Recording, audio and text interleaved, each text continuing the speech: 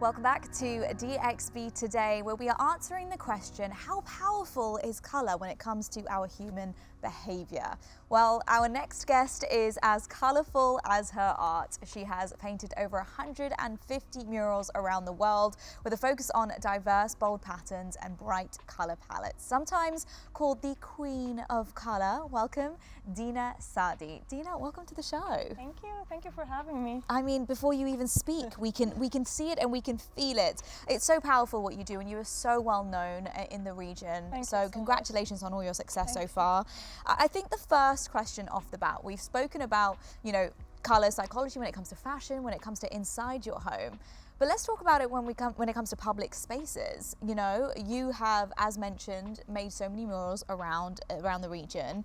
How important is that, the pops of colour, how it makes people feel when they see it? Public art and colorful pieces and color in general is very important for public spaces, and also for our offices, for educational spaces, for many reasons. Not only because it makes us relax and more happy and joyful in general, and it reduces anxiety, which automatically makes us more focused in whatever we're doing, but it also improves our productivity level. So, for example, there's many studies that showed that it will, colorful artworks, improve our productivity up to 35%, which is a very big percentage. So having art in your office, on your workspace, is actually an investment, and in public spaces is important because it will also improve the sense of identity and our ownership to our cities, to our neighborhoods. It makes us love it more. And I mean, we spend so much time in these streets, and we spend so much time even in our offices, 8 hours a day. So that's a huge amount of time, and we really have to be more aware of how we have our spaces, because we spend so much time there. Well, I am so curious to know everything about color when it comes to artists like Dina. I'm very lucky to actually have one of her pieces. Oh, wow. And it does motivate me in my office whenever I see your colors. So my question is, what is your process? How do you pick these dynamic colors? And have you struggled sometimes, for example, when a client asks you to curate something with their taste, and how do you interpret that with your own bold colors? So my process usually starts with the subject. So whether it's a commission or something I'm designing, I start with a topic or specific message I'm trying to convey. So I do research, and that's an important part. And after that, I go to the visuals. So when I select color, I have kind of my signature style. So I have a lot of colors in it, and usually people come to me because they want that. But I make sure there's a balance between the cold colors and the warm colors. So if I have a lot of blue and purples, these are cold tones. I need to make sure there's also warm tones like bright pink, like red, and a little bit of yellow or white and black to balance it out, so it's not oversaturated. Like you see, I use a lot of dark backgrounds, but with a lot of color in front. Actually, this is an example of my fashion release. So it's dark background, but there's a lot of color, and there's a lot of balance between the cold and warm. So yeah, that's it in general. But it's important to always keep in mind the message or the topic and the kind of concept that I'm working about, because that plays a big role into color selection and visual selections.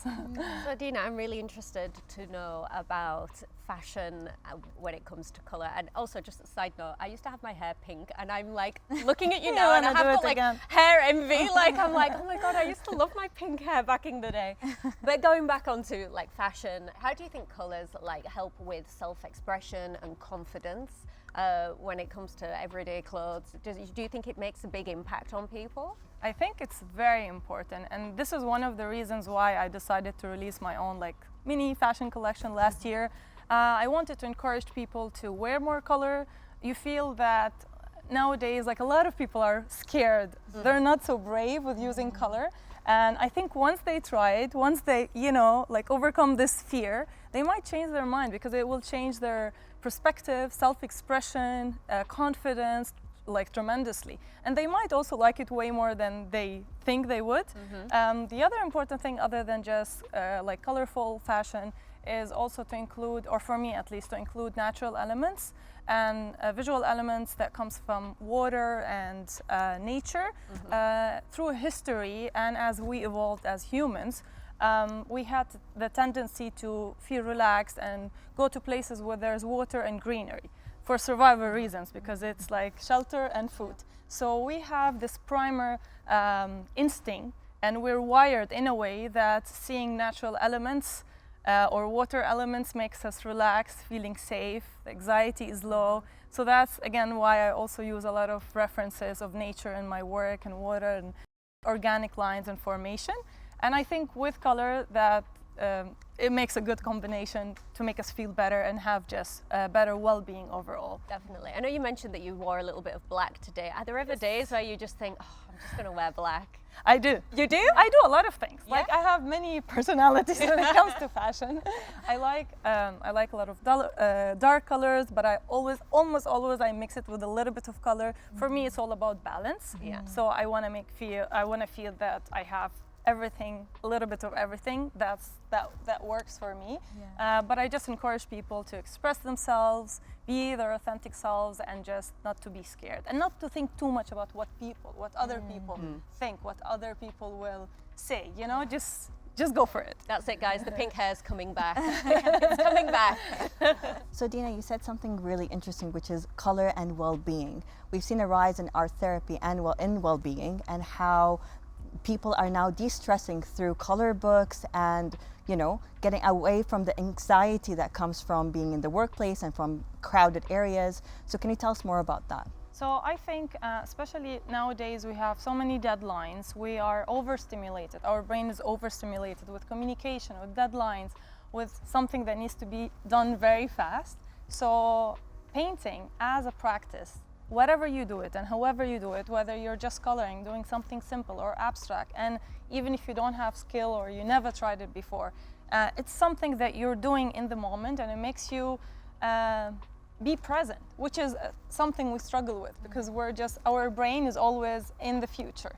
It's not now. And art is one of those amazing tools that makes you live now and do things now, because you're focusing on the line, you're trying to make a specific shape, right? Sometimes you look at references. And art therapy is very important in general, like proper art therapist and proper art therapy as a technique. There's also like a rainbow meditation, something that I do sometimes, which is so much fun.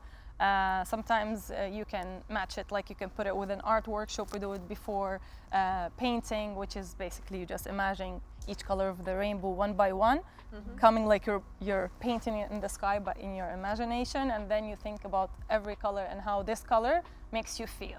And after all that practice, you start painting. So this is just like a fun meditation that I do sometimes. So yeah. Amazing. Well, Dina, I want to thank you so much for joining us. We can hear the passion when you speak about what you do, and I think we're all going to have to get one of Dina's pieces in our home. So thank you once again, and we hope to see you back very soon. Thank you for having me. Fatima, thank you as well for giving your deep insights into all of this. We've learned so much. Most welcome. Very yeah, excited. absolutely. Thank you. Well, that is not all from us here at DXB today. We have Billu and the Brownies Band playing for us very soon. Check it out. This is Billu from Billu and the Brownies, and tonight we'll be singing Coldplay's Fix You, but with a twist.